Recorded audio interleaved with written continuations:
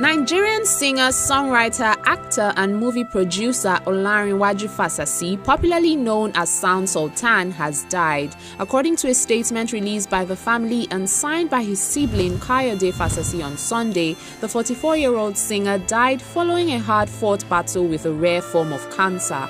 Sound Sultan came into the spotlight in the early 2000s when he released his first single, Jagbajantis, which became an instant hit in Nigeria. Everybody, join Jagbajantis, we solve mathematics, we need about our continent. So, going back fail about maths, we go use to solve mathematics. After independently releasing other singles and featuring in hit songs of other artists, he was signed by Kennis Music, where he released 4 of his total 7 albums. He is survived by a wife and 3 children.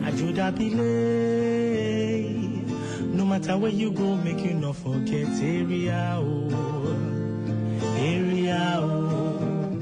na Naija, ti o de back ti le pada wale.